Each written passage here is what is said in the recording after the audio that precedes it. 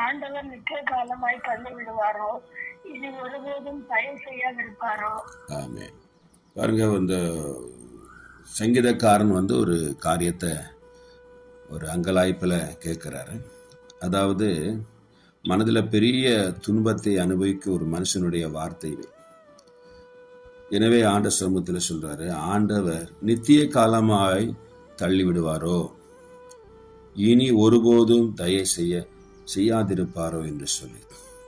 ஏனென்றால் எல்லா கஷ்டமும் நெருக்கடியும் போராட்டமும், ஒரு உயர்வே இல்லை, எல்லா பக்கமும் நெருக்கப்படுகிற சூழ்நிலையில அந்த வார்த்தை கடந்து வருது.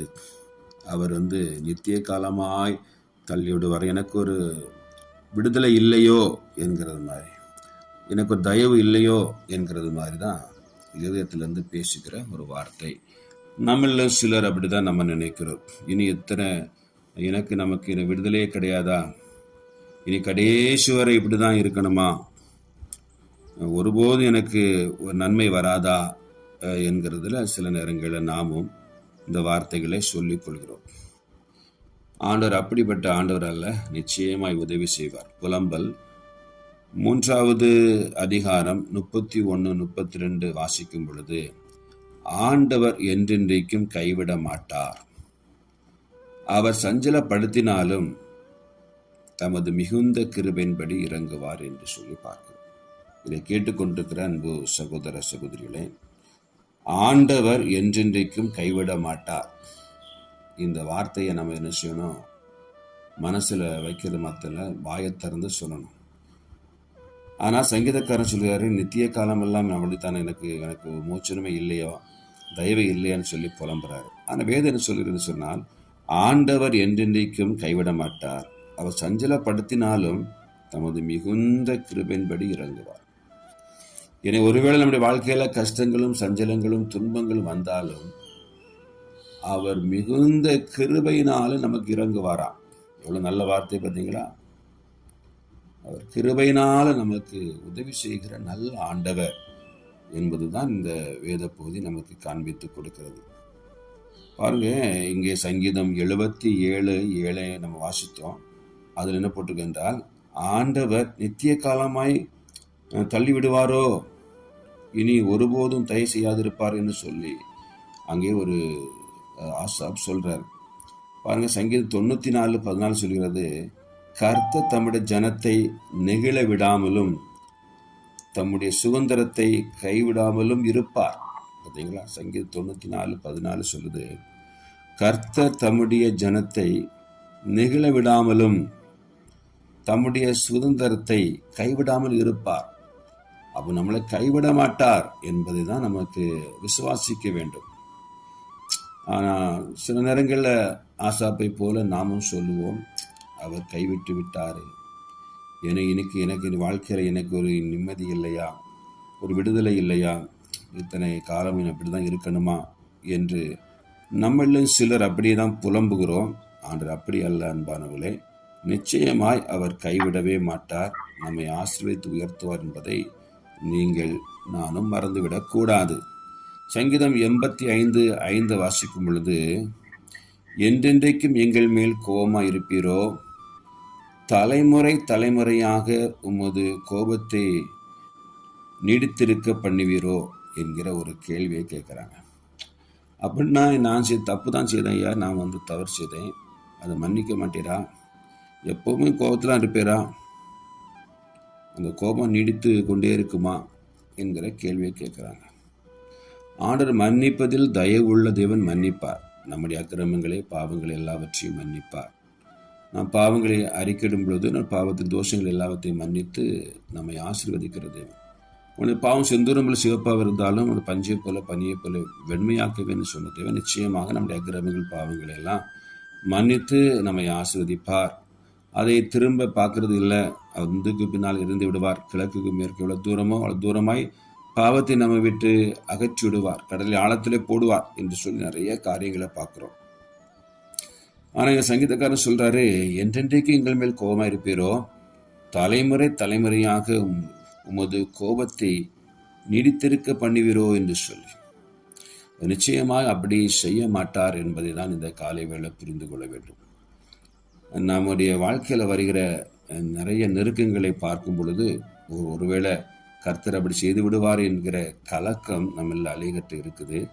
நிச்சயமாக இந்த காலை வேளை இந்த வார்த்தை கேட்டுக்கொண்டிருக்கிற அன்பு சகோதர சகோதரிகளே, உங்களிடத்திலும் ஒருவேளை அப்படிப்பட்ட கலக்கம் இருக்குமானால் நீங்கள் அதை விட்டு விடுங்க. ஆண்டவர் என்றென்றைக்கும் கைவிட மாட்டார் என்பதை நீங்கள் புரிந்து கொள்ள வேண்டியது அவசியம். நம்முடைய அக்கிரமங்கள் நம்முடைய பாவங்களை நினைத்து பார்க்க மாட்டார், அதை மன்னித்து விடுவார் என்பதையும் நீங்கள் புரிந்து கொள்ள வேண்டும். ஒருவேளை சொல்லி நம்ம நினைக்கிறோம், நான் செய்த பாவம் தான் ஏன் என்னை எப்படி போட்டு வாட்டுது, நான் செய்த அக்கிரமம் தான் என் மேலே இப்போ வந்து வாட்டுது, அதனால தான் எனக்கு விமர்சனம் இல்லை, அதனால தான் எனக்கு விடுதலை இல்லை, அதனால தான் எனக்கு கடன் தெரில, எனக்கு கஷ்டம் தெரில என்று சொல்லி ஒருவேளை நம்மளும் புலம்புகிறோம். நம்ம அந்த விசுவாசத்தை வைக்கணும். ஆண்டவர் மன்னிச்சிட்டாரு, இவனுடைய எல்லா பாவங்களையும் மன்னித்துட்டாரு, அக்கிரமங்களை மன்னித்துட்டாரு, மீறுதலை மன்னித்துட்டாரு, அவர் திரும்பி பார்க்கறதில்லை, ஆசீர்வதிப்பார் என்ற நல்ல வார்த்தைகளை நீங்கள் அறிக்கை செய்யணும். பாருங்க, அப்படி அறிக்கை செய்ய கர்த்தர் நம்ம மனுஷவர் விடுதலையாக்குவார். பாருங்க, சங்கீதம் 74:1, தேவனே நீர் எங்களை என்றென்றைக்கும் ஏன் தள்ளிவிடுகிறீர், உமது மேய்ச்சலின் ஆடுகள் மேல் உமது கோபம் ஏன் புகைகிறது என்று ஒரு கேள்வியை இங்கே சங்கீதக்காரன் கேட்கிறார். நம்மளும் இந்த கேள்வியை தான் கேட்டு விசுவாசத்தை விட்டு விலகி இருக்கிறோம். விசுவாசிக்க வேண்டும். அவர் கைவிட மாட்டார், என்னை தப்புவிப்பார், என்னை குணமாக்குவார், இந்த பிரச்சனை என்னை விட்டு நீங்கிரும், நான் உயர்ந்திருப்பேன், நான் ஆசீர்வாதமாக இருப்பேன், நான் செலுத்திருப்பேன், இந்த கடன் என்னை மாறிடும், கஷ்டம் மாறிடும் என்று சொல்லி நம்ம வாயை திறந்து இந்த வார்த்தைகளை சொல்லி அறிக்கையிடணும். இப்படியே நெகட்டிவான காரியத்தை பேசி இருக்கக்கூடாது. இங்கே பாருங்கள், சங்கீதக்காரர் அநேக இடங்கள் இப்படி சொல்கிறாரு, தேவனே நீர் எங்களை என்றென்றைக்கும் ஏன் தள்ளிவிடுகிறீர், உமது மேய்ச்சலின் ஆடுகள் மேலே உமது கோபம் ஏன் புகைகிறது. இப்படி ஏன் சொல்லிட்டு இருக்கிறோம், அவரை ஏன் இப்படி சொல்கிறோம்? அந்த சங்கீதக்காரனுடைய இயலாமையினால் அப்படி சொல்லி கொண்டிருக்கிறாரு. ஆனாலும் அவர் கர்த்தரை நம்புகிறாங்க என்பதை நீங்கள் மறந்துடாதீங்க.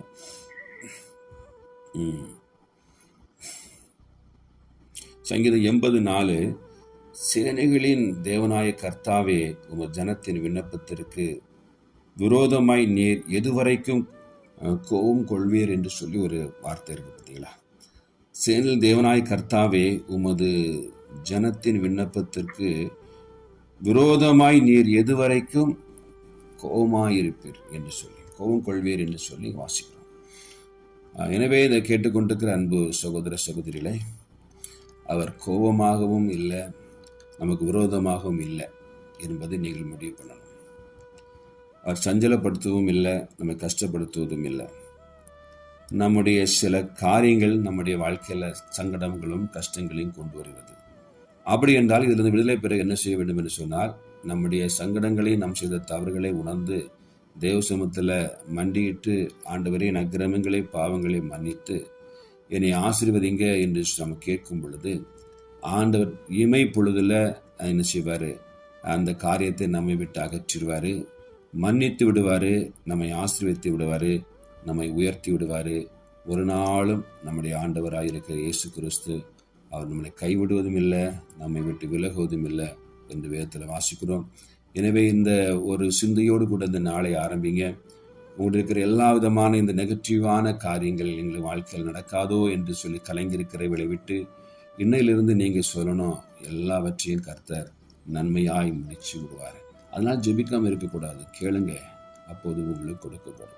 தட்டுங்கள், உங்களுக்கு திறக்கப்படும். கேட்கிற எவனும் பெற்றுக்கொள்ள, நமக்கு எதை கேட்டாலும் தருவார். கேட்டுக்கிட்டே இருப்போம், ஆனால் நமக்கு அவிவிசுவாசம் மாத்திரம் நம்முடைய வாழ்க்கையில் வரக்கூடாது. நிச்சயமாய் கர்த்தர் என்னை ஆசீர்வதிப்பார், உயர்த்துவார், நான் வாழ்ந்திருப்பேன், நான் தாழ்ந்து போகிறதில்லை, கர்த்தர் என்னை மன்னிப்பார் என்று சொல்லி அறிக்கையிடுங்க. கர்த்தர் உங்களை ஆசீர்வதிப்பார். ஆமேன்.